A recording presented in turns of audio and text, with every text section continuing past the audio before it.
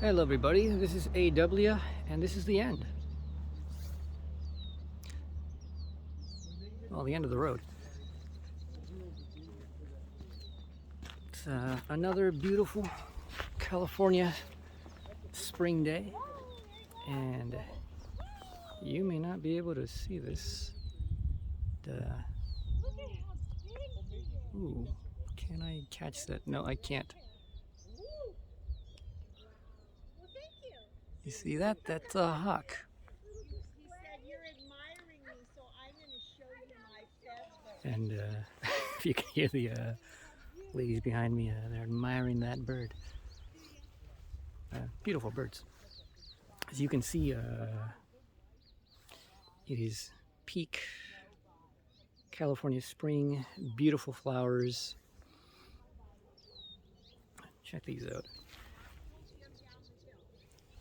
You haven't seen that for a while. Those are edible, by the way. Years ago, dug a couple up for a video and I actually ate them, and they're pretty good. They're like these little bulbs that are just kind of this creamy, really creamy texture. They don't taste like much of anything. They taste a little bit nutty. Anyways, so as you can see, in the last month I've been quite busy. I have been busy indeed.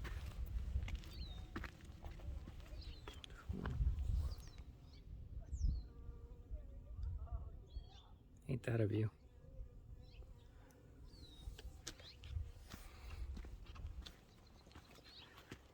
But that's all based on free time that I will very soon soon hopefully not have, because I need to get back to work and start making money.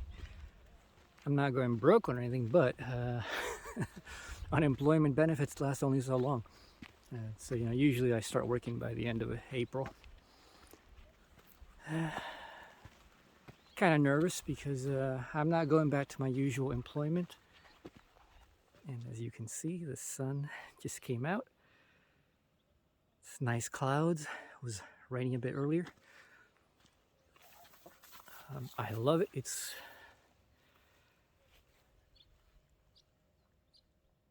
perfect weather, perfect light. Doesn't last very long, but it's still beautiful.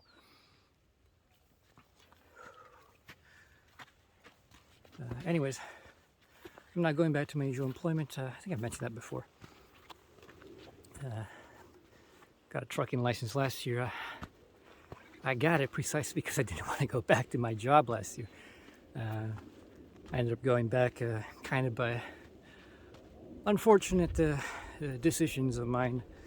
I wanted to get a seasonal job, and I ended up not being able to get a trucking position at the place I usually work at. And I fumbled another interview where I actually got a practice run, and you get nervous when you're doing something new. So I know I did some screwed up things.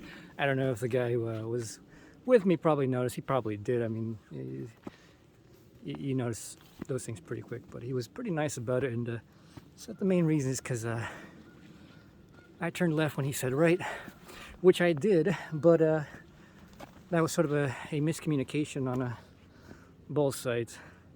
But I did far more than just turn the wrong way. So definitely felt that. I'll keep in mind. As you can see, these are growing everywhere.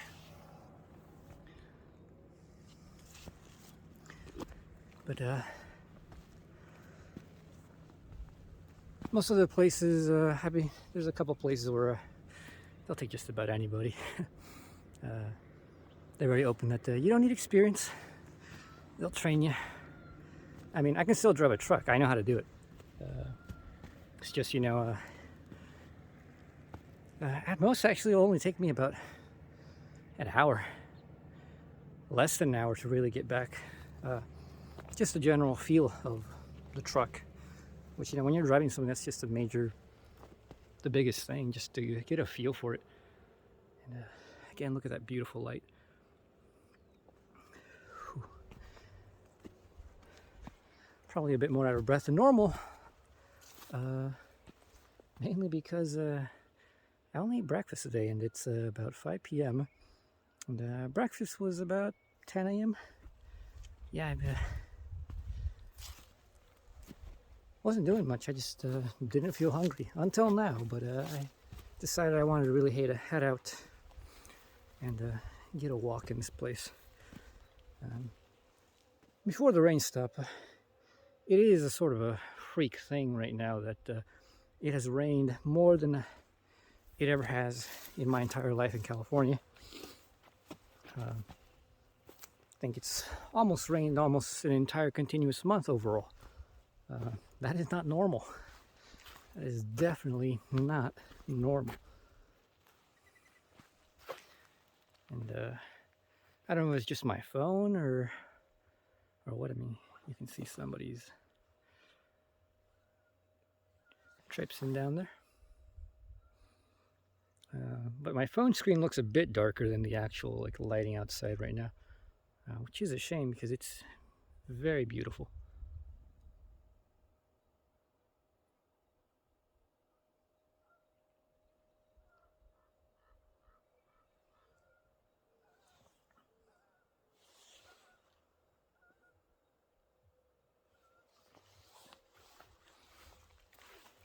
Anyways, enough rambling about that.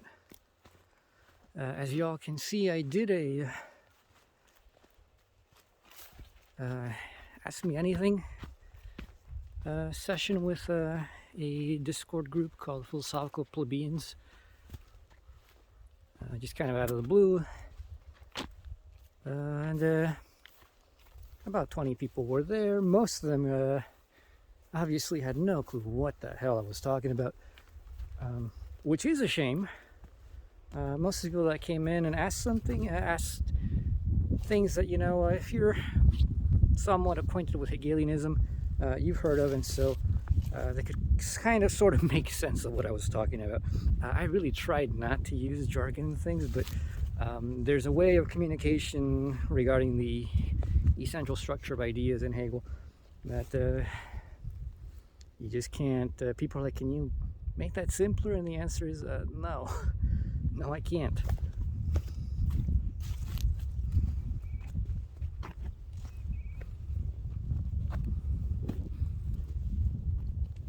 Beautiful, dangerous little trails.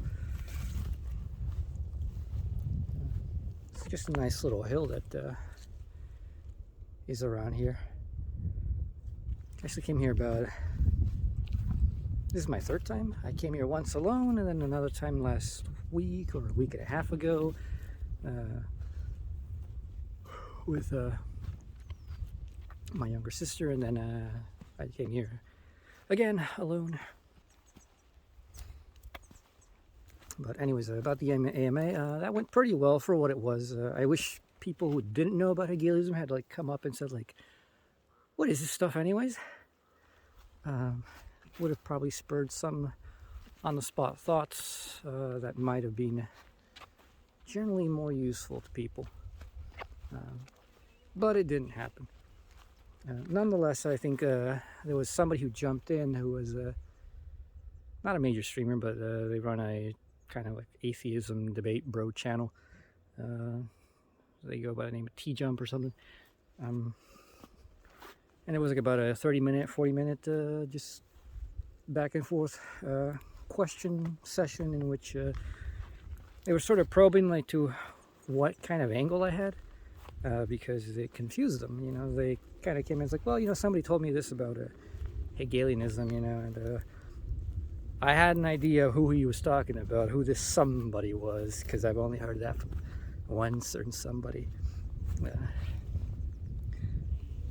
I'll say it. He was talking about someone named, that goes by the channel name Perspective Philosophy, who is this self-proclaimed Hegelian vegan, and apparently he's a theist. Never knew. Not that I watch any of his stuff besides, the stuff that I watched where he debated Haas and a video on veganism and Hegelianism, which was god awful. This is a little bit steep, which is why I'm being a bit careful. But I really want you to get a sense of these flowers.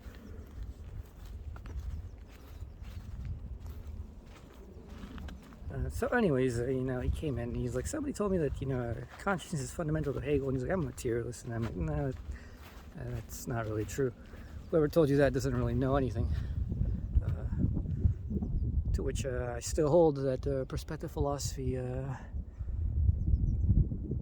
neither has much of a perspective, let alone a philosophy. Some people are like, that's too harsh, AW. That's kind of like pretty full of yourself. To which I say, fool that you are. Believing that you have any right to judge who is full of themselves or not. That would require that you actually have some kind of basis of truth in which you definitely know things. But do you know things? Could you tell truth from falsehood? If you can't, you can neither defend nor attack anybody. And just look at that. Look at the lighting difference. And by the way, that's not quite what it looks like, or at least what I see on my phone. But the lighting difference is just beautiful.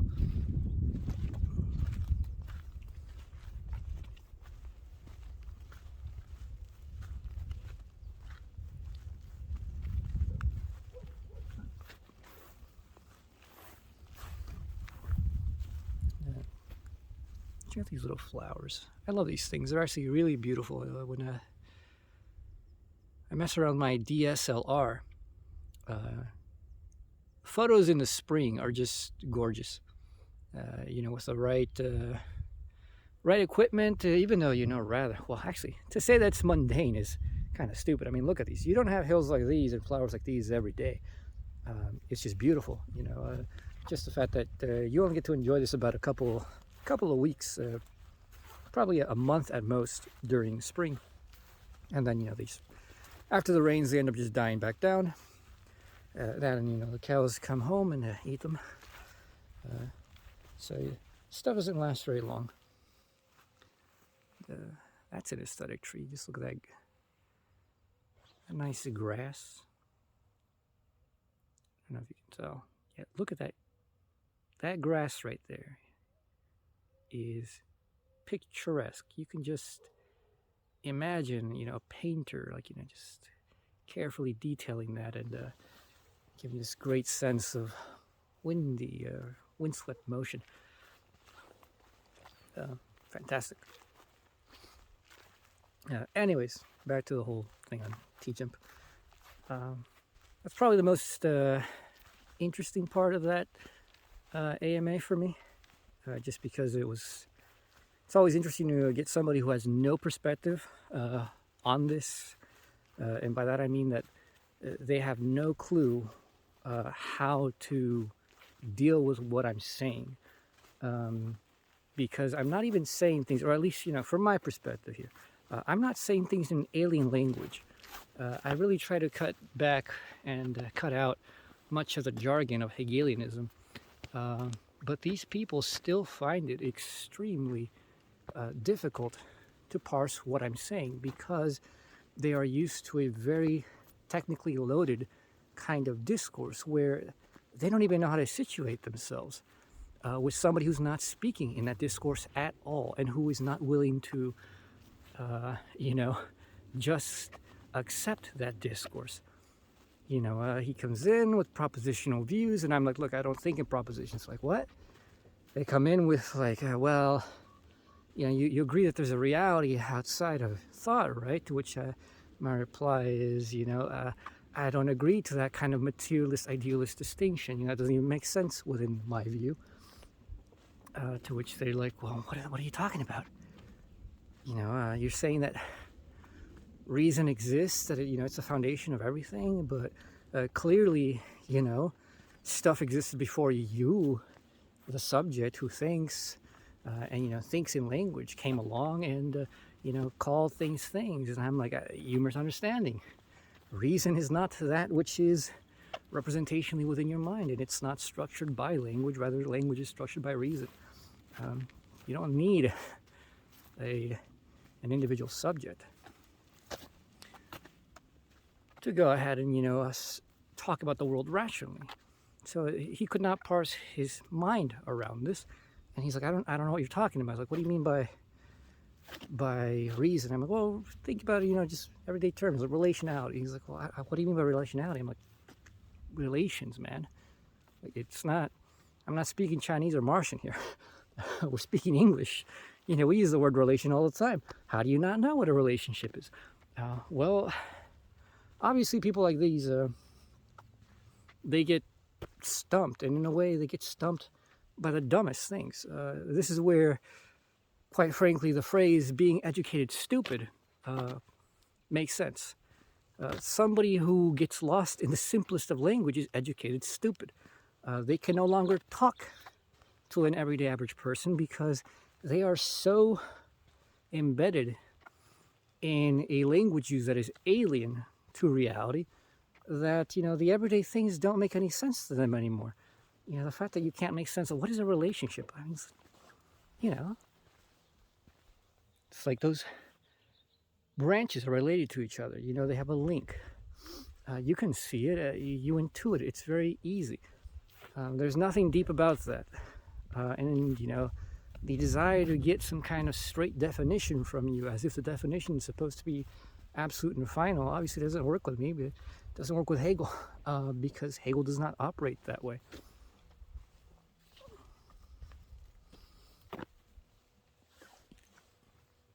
You can't see these right now because they're folded up, but famous California golden poppies. You can get high off the seeds on those things, but you need a shitload.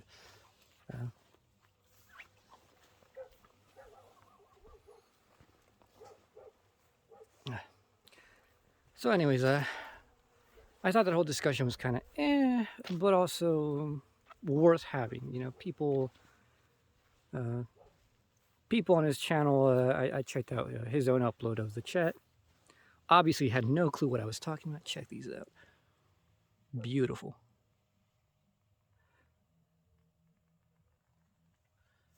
And they're just out here wild. Nobody's planting them, nobody's tending to them. They just come and go during the spring.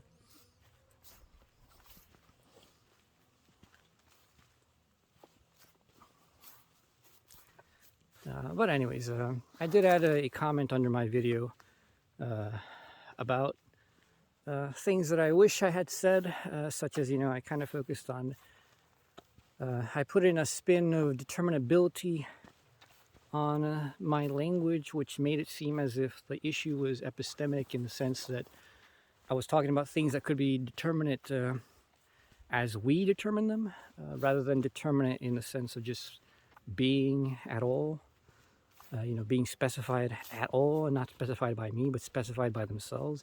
Like, the whole thing is just kind of a linguistic in a way, but the language gives an emphasis. But if I take T. Jump as his word that he just did not accept that reason meant anything other than language, he could never understand what I meant by just determinateness as just the determinateness of things, where it's not determinate according to me, but it's determinate according to itself. The thing gives itself relationships. The thing extends itself in space. The thing extends itself in time. The thing develops itself, grows itself, just like a fetus grows itself in a woman's womb. Or, sperm grow themselves in the testicles of men and male animals, and all that jazz. The stars make themselves, the planets make themselves, they determine themselves by the nature of material relationships inherent in them and the powers in that.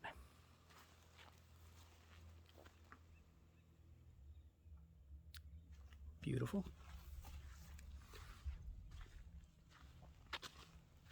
So yeah,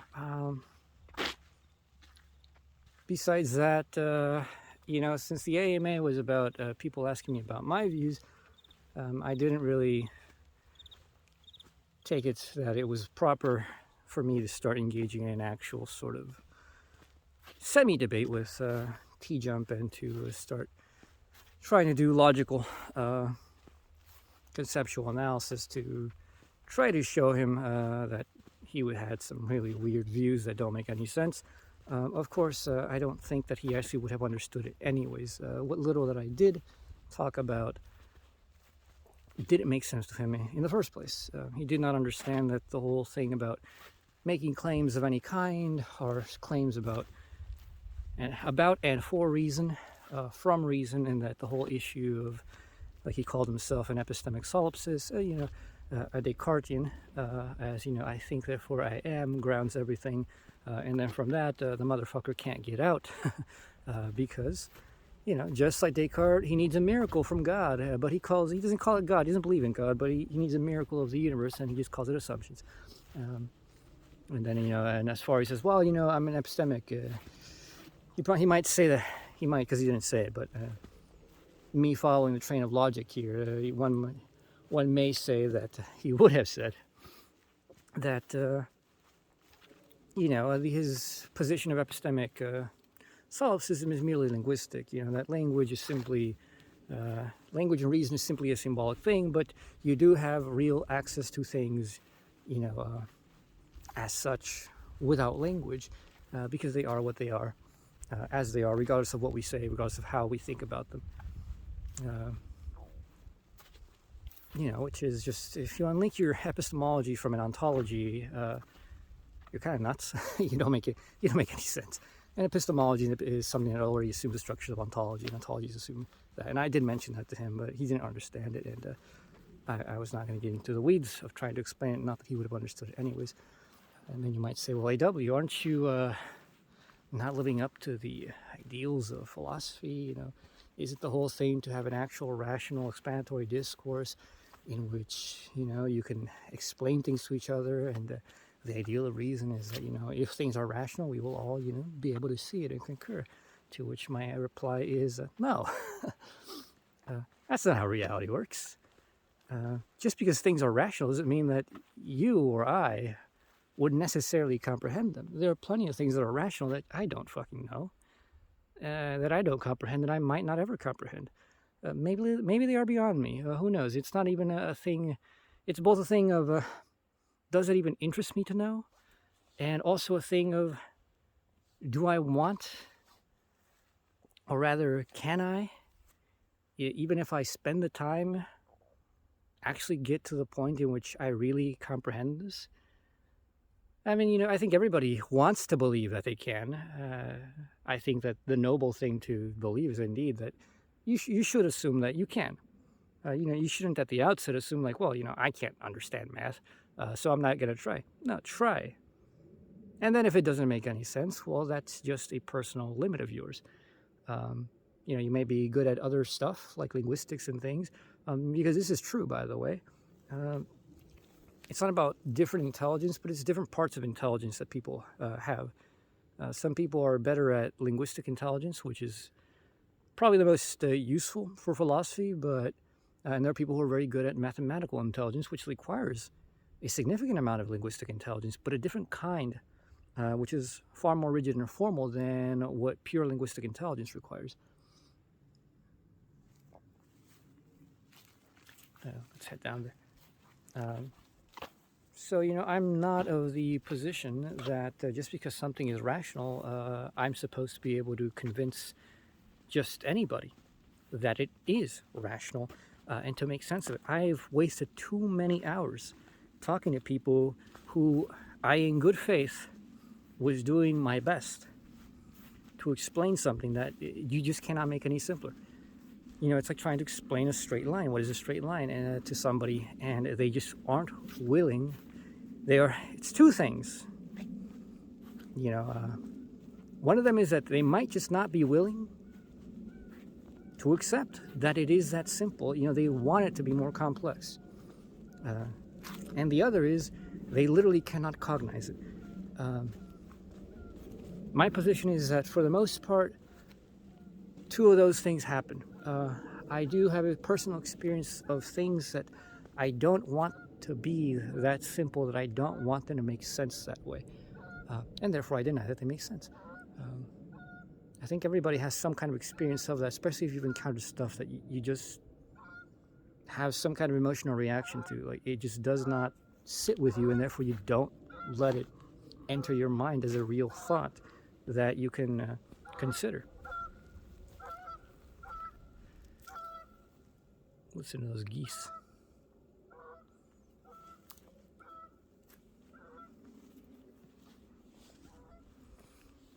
But I also have enough time spent with other people that I'm frankly of the learned position that some people really cannot cognize this stuff. And this should not surprise you, by the way. It should not surprise anybody.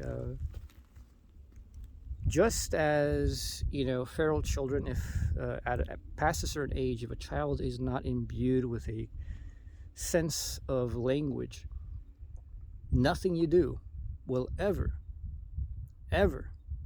develop language in that person. Doesn't matter how much time you give them, doesn't matter what kind of language, sign language, word language, Chinese, alphabetic, does not matter. You will not imbue that person with language. Their brain is at a point at which the plasticity of developing that is gone. For many, many people, this is sadly the existential fact that the point at which they could have developed the proper linguistic conceptual intelligence to think in the manner which Hegel thinks, and which pretty much all mystics think, and which, any fucking great philosopher has ever thought. All the great philosophers think in concepts. Even if they try to formalize them, they always think in this very linguistic, meaning-driven sense, in which the whole thing is about unifying connections, seeing connections, and making sense of how do they come together. If you do not develop this at a certain point in your life, you're not going to develop it ever. That's just the fact. No amount of explanations, no amount of time spent by anybody will ever get you to understand. For those people who have that problem, obviously because they cannot comprehend it, their assumption is, well, no, I'm a rational person. Everything else in the world makes sense. It's you who doesn't make sense. You being, me, or the Hegels, or the Platos, or the Aristotles. No, it's they who don't make sense. They're talking nonsense. It can't be me, because I understand all these other things in society. Everybody else says I'm intelligent. Look, I got a master's, I got a PhD. I'm not stupid. So they feel insulted if you tell them, look, it seems you just can't think this. You can't comprehend it. Rightfully. If somebody ever tells you such a thing, particularly with philosophy, a lot of the time it's a sort of, how much faith do you have in that person? You encounter something that initially does not make sense. I think the charitable thing is just to assume, well, I don't get it. I need to look some stuff up more. And if you keep looking at it, and it still doesn't make sense to you, and you're like, I've given this so much time, and I've had these discussions, and I don't know what this other person is really talking about. I think I know what they're talking about, but what they tell me is that I don't get it, but I think I get it, and I just think that they're wrong. After that, it's sort of the onus is on you. Is given your context, does it make sense to think that the other person is just full of shit? Or is it the case that, maybe really it is something that is beyond your own capacities, and there's a bit of humility in that? I think depending on the context, you may or may not be justified. But given the question is about being able to comprehend something in the first place, if you couldn't comprehend it, you wouldn't comprehend why you don't comprehend it. It just wouldn't make any sense. It's like being... it's like lacking a sense, and, just having other people describe this sense, and you're like, I don't know what you're talking about. I hear your words. I sort of have these analogical understandings. But beyond that, I don't know what the hell you're talking about. Like what is this sixth or seventh or eighth sense? These things that you see or feel or intuit. I don't know what you're talking about. I think it's just all made up. Like people who don't have a sense of love, psychopaths, they think we're just fucking making it up. They think like, this love thing, you just made it up. It's not real. It's just a way for you to try to disguise from yourself what a wretched, pathetic, selfish creature you really are, that you're just a desiring machine. You just want to use other people. There's no love in that. All you're really doing is hiding from yourself that you're a selfish prick. You do everything for self-interested reasons. From that person's point of view, you have to understand that they literally cannot comprehend that dimension of reality. They don't experience it. It's not there. It does not exist for them. The only thing that they know is that other people report this, but they don't experience it. They don't really see how there's any necessity to comprehend that. Like, I don't need to understand love. I can understand why people who say that they're in love are doing all these things, because they're after each other. They want to use each other to please themselves. That's the facts. I don't need any further explanation. That's from their point of view. That's the absolute. That's the whole world. What more sense is there? There can't be. They don't see that they're lacking anything. That's what it's like with philosophy, particularly stuff like Hegelianism. When you don't have that sense of meaning, it just won't make any fucking sense to you. And other people who are claiming that it makes some kind of different sense must be deluded. What else could you conclude? To those people, I have nothing to say. You can't really converse with them. You can't really enjoy a decent conversation. There's no communication to be had about these matters. Look at that house. Isn't that nice?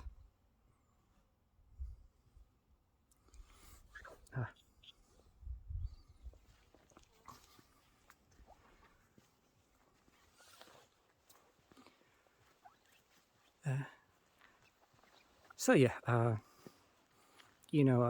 am well aware that despite the fact that obviously I think Hegel's project is true, I am well aware and cognizant, and I have a complete rationale for why I can't convince everybody. Unlike other people, I am not open to the suggestion of doubt of how are you so sure of yourself? Well, because I know.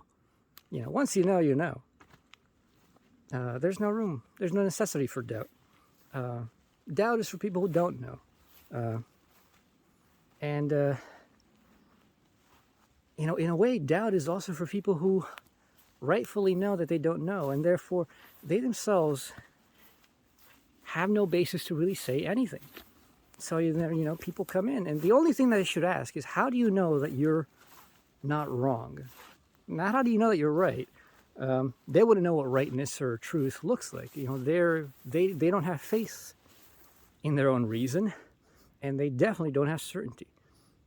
I was having this discussion with somebody else a day or so afterwards regarding this. And it was about precisely this, that they do not comprehend. They're like, you're a cool guy, W, I think you're very interesting, but I just don't understand what the hell you're talking about. I think you're wrong. And he's like, you say that you don't have presuppositions. He's like, everybody has presuppositions.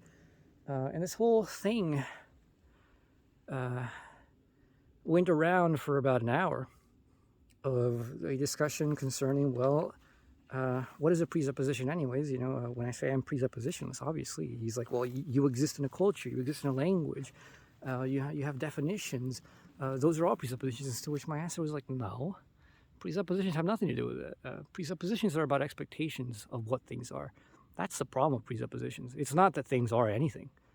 Obviously, look at this field. This field is what it is. For me to come here and blank my mind and say, how am I going to determine what is here?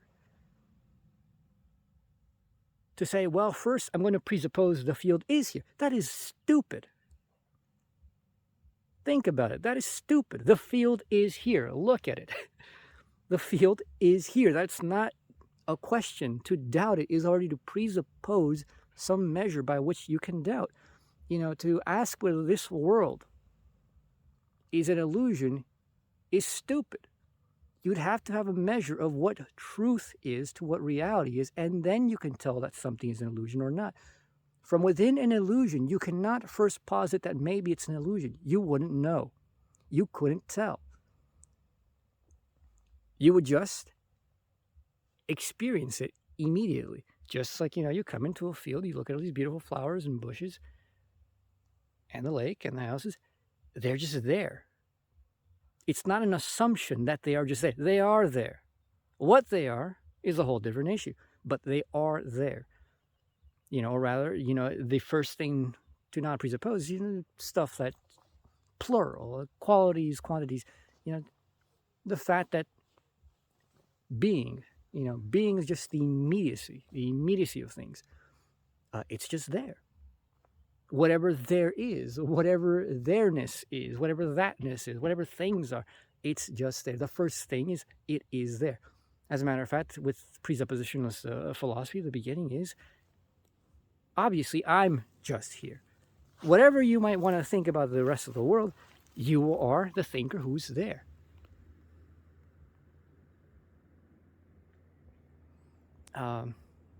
And this person just would not accept this. They kept saying, well, no, it's a presupposition. It's a given. It's not a given. It doesn't need to be given. This lake is here. Whether I'm here or whether I'm not. Whether all those houses and the people there are here or whether they are not. Whether the animals are here or whether the mountains are here. This lake is here. That's not a given. You don't have to say, well, I'm going to take it for granted. Granted to who? The lake is itself. It is determinate as a lake. That's all there is to it. To pretend otherwise is to, quite frankly, be insane. It's to fall into these traps of formalism where you are confused by language. And that this person could not see the point that it is insane that you take your life with doubt. The reality is you don't fucking doubt shit. You're walking around, you don't doubt that, I'm taking it for granted there's a ground. There is a ground. That's why you're walking. You don't say, I take it for granted that there's air. There is air, that's why you're breathing. That's what it is to be air. That's what it is for there to be air. That's what it is to breathe. There is no presuppositions in that. There is no given. There is no taking for granted. It is just there. What is there is the question of philosophy. What is it? What is it to be? And, the question particularly is not about this world out here. This just is. The question is about concepts. What does it mean to be? Well, I'm just going to call the immediate determination the unrelated being. That's all it is. It's not complex. It just isn't complex. It is, quite frankly, the most stupid things in the world. Zizek has his famous phrase, space is the most stupid thing there is. Being is the most stupid thing there is. It's not even a thing. Quite literally. So let me see if I can go down there.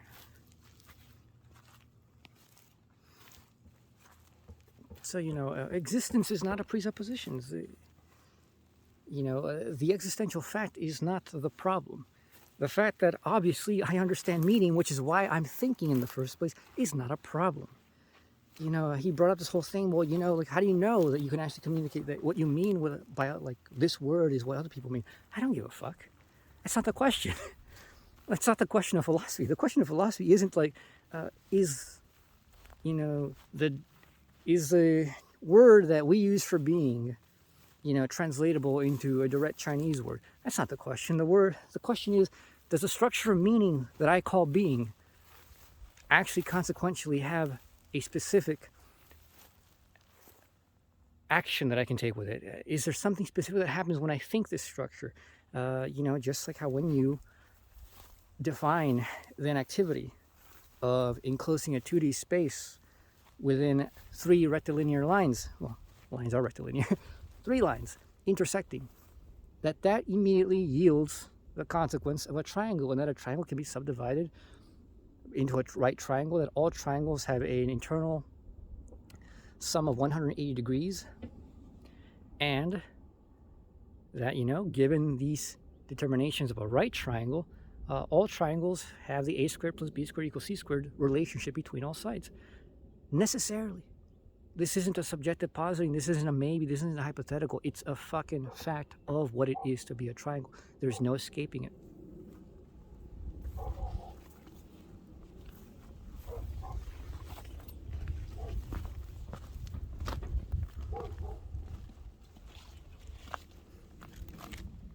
Likewise, concepts, pure thoughts work this way. They have this kind of consequence.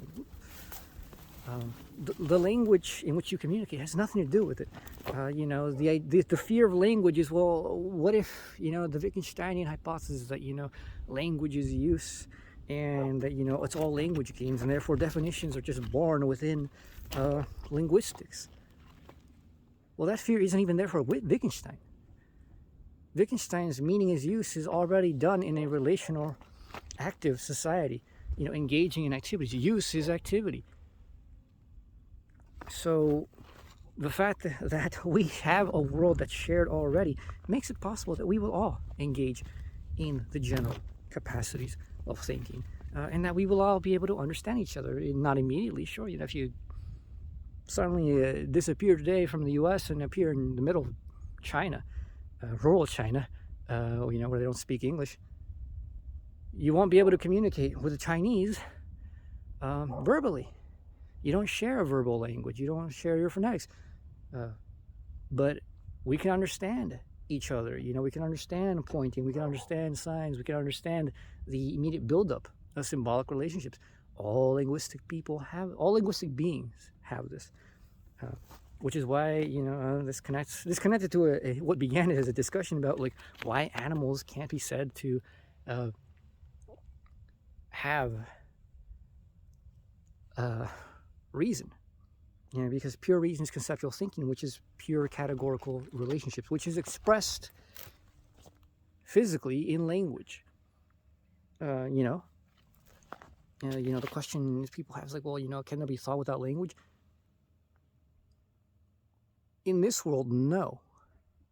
Because language is how we imbibe things. And not language. It's the fact that, the thought is the relational activity of things to a whole, within that whole, the whole being obviously the totality of the mind. Rational beings have the capacity to grasp the unity of thought as the unity of thought. That's what the I am is. When a being first reflects and comes up with the idea of the I, it is not the intuitive I, which animals feel. That animals feel the difference between themselves and the world, but a self-conscious being, a being that will think, grasp the totality of cognition, the theoretical faculty, as Hegel calls it, the one that conceives concepts within our mind. And turns that's what the I is. The I is the entire process of thinking. Which is why, in this process itself reflects on itself. Grasps itself as the difference between cognition and the world. And this is what the will is. And, almost slipped there. It's okay. It's only about 20 or 30 feet, to roll down and fall into the water.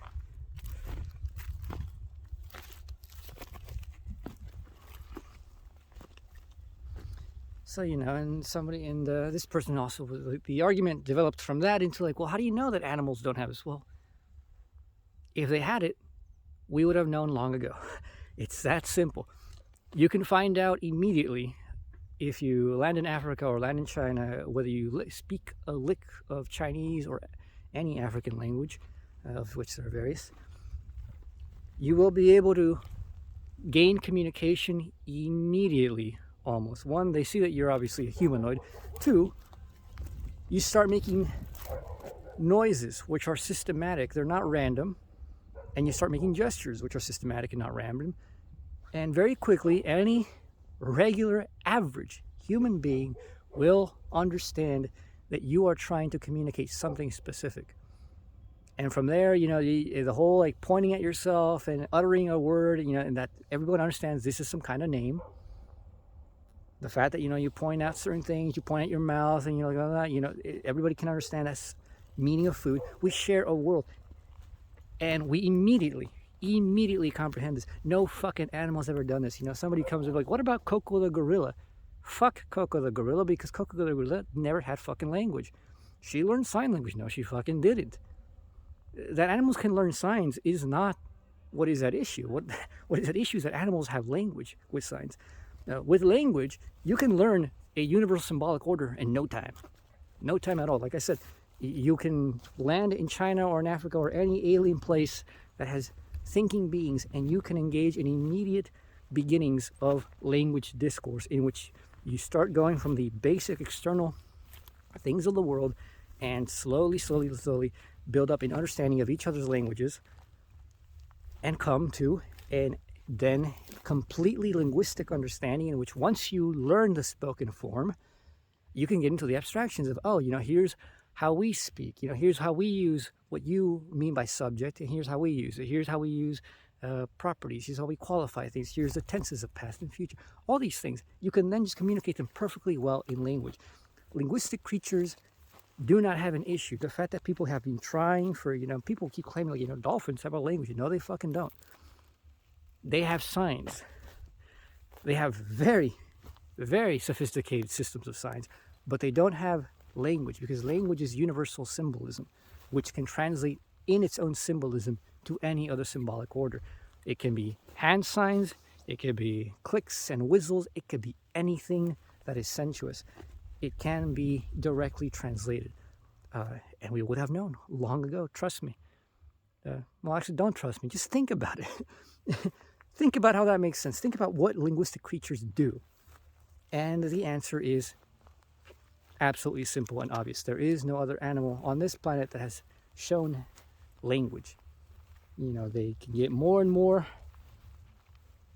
complex with their symbols. I mean, prairie dogs have extreme complexity. They can get very specific with their signs. And the whole, people talk about, they have dialects. This prairie dog colony has, a slightly different sign for this. Well, yeah. The fact that animals also contextualize just like we do is not surprising. Obviously, the packs that they run in is where they pick up signs. Not everything comes from direct instinct, so that's not surprising.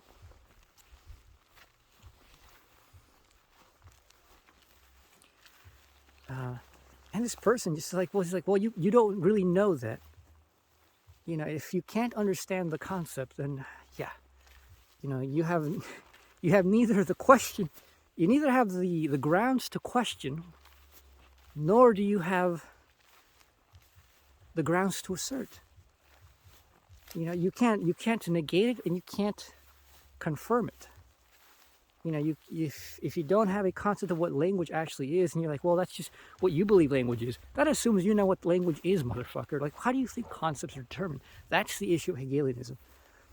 Determination of concepts. The whole question of people who go like, well, you don't really know, it's a maybe, the jury's out. No, it's not. No, it's not. It will never be out so long as you do not develop an actual theory of the determination of concepts, such that we can establish what exactly we're talking about and why. So long as language or anything remains this mystical thing for you, you will never be able to settle any question. Everything will forever be a maybe, which is the same thing as nothing at all. Maybes are yes or no. Maybe yes, maybe no. I'm stuck in between, which cancels it out, which means I don't know fuck all. Or rather, I know fuck all.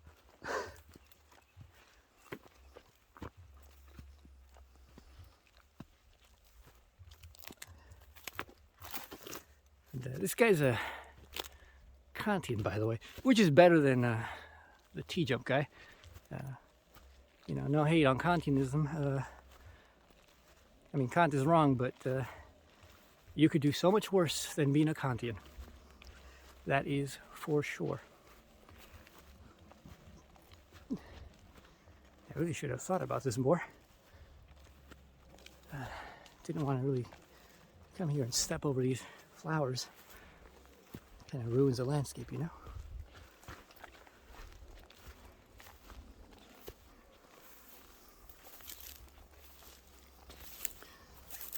Oh, well, I wasn't too far off from the trail. That's great. I don't know why I went down there thinking that it might be an interesting view. It wasn't.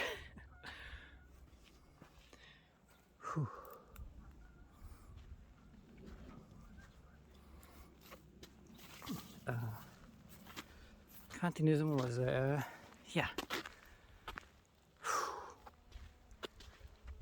Anyways, look at that sky.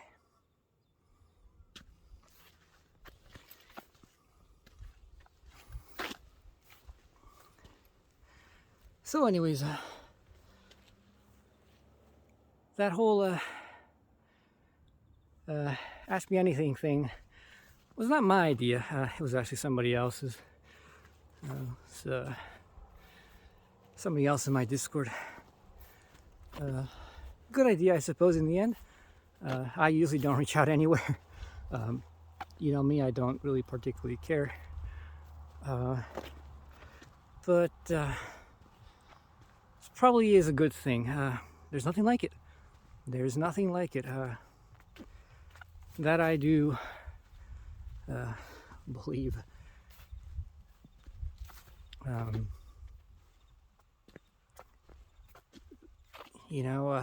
It is kind of weird at first to think about things this way, but I've thought about philosophy this way for a while now. So long as philosophy is treated as a merely academic game for academics stuck in the ivory tower, it's going to be and continue to be rather irrelevant. There is a sense in which I think that for philosophy to reach what it ought to have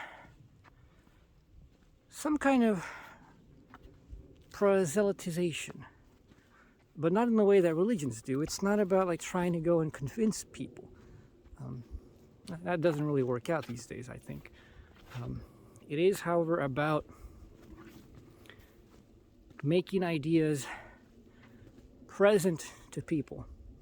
So stuff like these AMAs are actually important, not just to Hegelianism, but to philosophy as a whole. There are ways in which, hopefully, if you can get a broad enough audience and people who aren't put off by the obviously like somewhat advanced conceptuality and thinking that goes on in philosophy, so that semi-normal people to normal people could have these avenues to ask people who know a lot about things to come down from the clouds, come down from the ivory tower, and explain to them, how does this connect to my life? Where does this go? Now, the AMA I did not really go in that direction. But something like that would be interesting. I thought about doing something like that for a while. You have to understand that it's very difficult to do such things on the spot, or even formally, alone. I could just sit down and record myself, kind of come up with a list of what I think most people want to know, and my way of explaining it. And I don't know, that it does not feel satisfying to me. And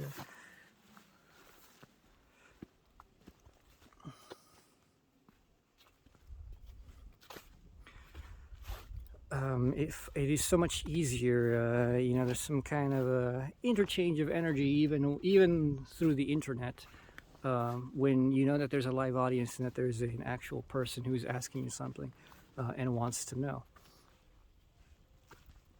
That makes it so much easier to focus on crafting an answer fit for the audience, rather than you having to guess what the audience knows and what it doesn't, and all that jazz. So, I might do more of these over time, and as I do more of them, I suppose I will get significantly better. Just I've gotten better over the years in how I've written things and how I explain things now. A lot of it is just a work of practice. I don't really have much else I can do. So in order for me to be able to engage better with people, I just have to engage people a lot more. Of course, that's kind of the issue, right? Finding where people want to interact, what kind of questions people are looking for. Strangely enough, people are very shy when it comes to philosophy. The usual person who will respond is either a stuck-up, ignorant know-it-all, somebody who's a stuck-up, well-learned know-it-all, and occasionally these weird in-between, hippy-dippy, romantic, they're mostly found in like the continental side. People who just like spout out a logorrhea of words and terms and names and just seem to draw on and on and on and get to no point in specific. And they're like, oh well, it's just it's like a work of art. It's like a performance. Thought is just like a performance. Yeah, go fuck yourself. So, you go to most philosophy groups, whether it be on Discord or whether it be on a Facebook, and people are usually pretty scared. They're most of them hang out in the background. They don't want to put themselves on the spot. People don't want to ask questions because they think like, oh, well, what if people think I'm stupid? It's a sad state of affairs. But at the same time, that's society. That's the kind of society we have. If everybody, jumped on that horse and was willing to ask exactly what's on their mind, yeah, sure, we'd get a shitload of stupid questions. But is that really much worse than what we already have? That is picturesque. Look at that. It's just beautiful.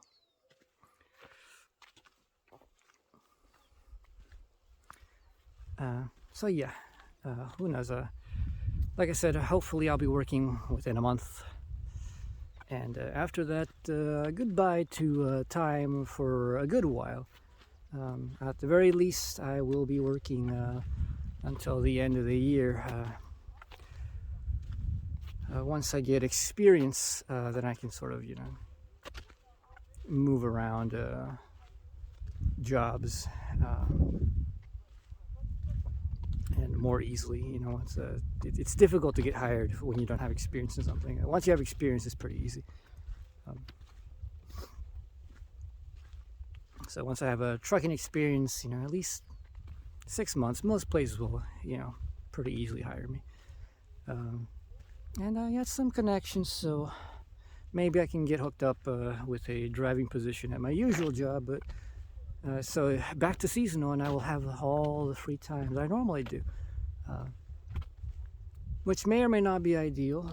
It depends. Sometimes you really need that money, but sometimes you really need that time. I mean, I'll be honest. I've been honest about this quite a few times on my videos. Most of the time that I get on my time off, I don't do anything. I do fuck all. Part of it is it's just weird. I've talked about it before. Having no time pressures really demotivates me. I don't feel like doing anything.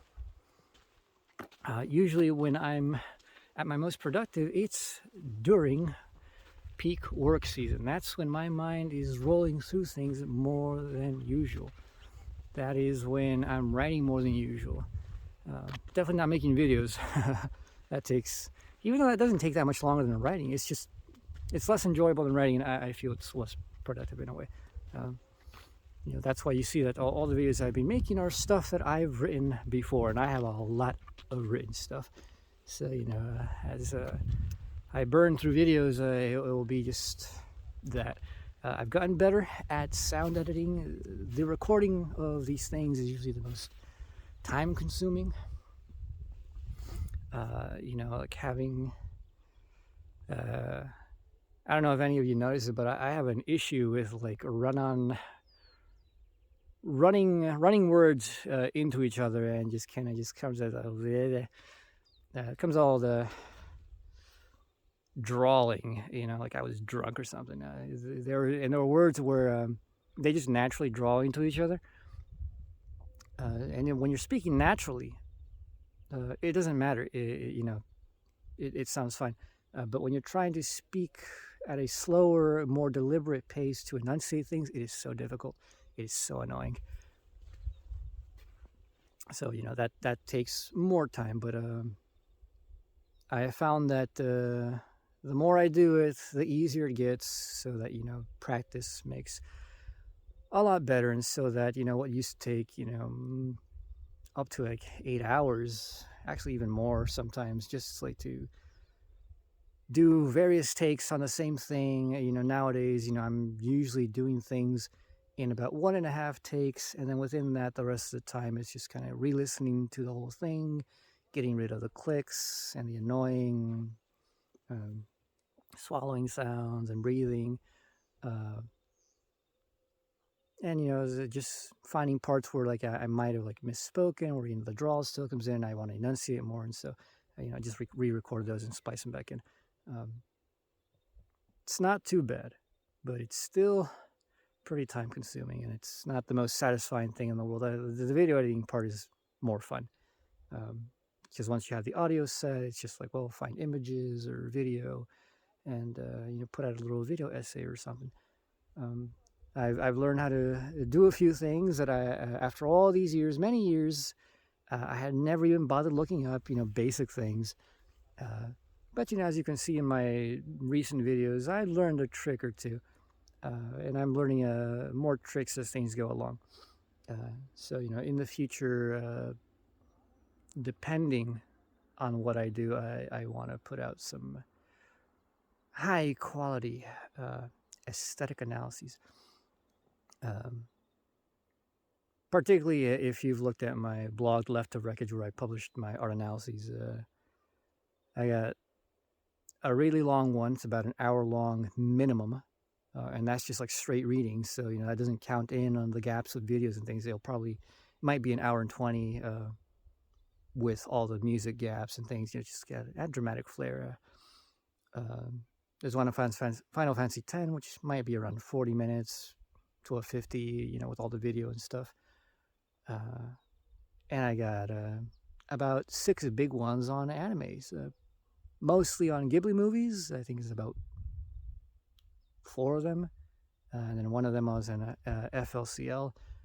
And I am very much aware that, for the most part, nobody has a clue what is behind it. The Final Fantasy 12 one is the only one that I'm kind of antsy about, because that one I explicitly try to give it a Hegelian developmental structure of concepts. And I explicitly mention that in the thing, but most people wouldn't understand what the fuck I'm talking about with that anyways. They wouldn't even find it very interesting, I think, that there is a philosophical reason for the way it's structured. Whereas, the average video essay is structured just simply on categories and themes, arbitrarily. It's just like, well, we'll go from theme to theme, and the stuff that stands out to me, that I think is important, with no arguments there about like, this is important. It's not just my opinion, it's here. This is how the thing comes together. Making that kind of argument is not going to really get to anybody that I think of. if I want to put these out, part of it is, yes, it's sort of a philosophical thing, but also I enjoyed those art analyses just for their own sake. And I think that even if I just remove a lot of these philosophical references, of which there aren't many, by the way, most of them are just written straightforward, like a typical analysis, and most people could consume it like a typical analysis. And I do think these things might be able to hit it off. There's nobody else doing anything on the level that I am. I wish, because if there were, I would be subscribed to them already. uh, I do listen to quite a few anime analyses and art analyses and movie analyses, and nobody gets anywhere close to the level of detail and conceptual unity that I do. You'd be like, oh, well, you're full of yourself, AW. Well, I got the receipts to prove it. Find somebody else that gets to that level, and I will gladly subscribe to them and give them a shout out too. One should share quality art and thought, whatever one finds it. Anyways, I've come to the end of this hike. My stomach has come to the end of its hunger. I had to go and grab a burger or something. Who knows? Or maybe dig up those couple of those like little purple flowers and eat those nutty bulbs. Anyways, we'll see where things go. So far, this spring has been beautiful. It has rained a lot. It's very good for our water table. It's very bad for our orchard crops. Many of the early crops I'm hearing are probably going to be significantly ruined by so much rain this year. When it comes to farming, there is a fine line that farmers want to meet. Too little water and too much water is a real thing. And I think we received a bit too much water this year. So we'll just see about that. Anyways, this has been Antonio Wolf. By the way, I have a Patreon. I know I don't shill it, but I've come to a point where I think I ought to shill it a bit more. I should do a little end credit thing to remind you all that I could use some money, and you should give me some money. All this free content is gonna be here anyways. I do it out of love. But if you want to guarantee more of that content on a more regular basis, throwing me a couple bucks here and there every once in a while perhaps will motivate me to do that more often. Think about it. See ya.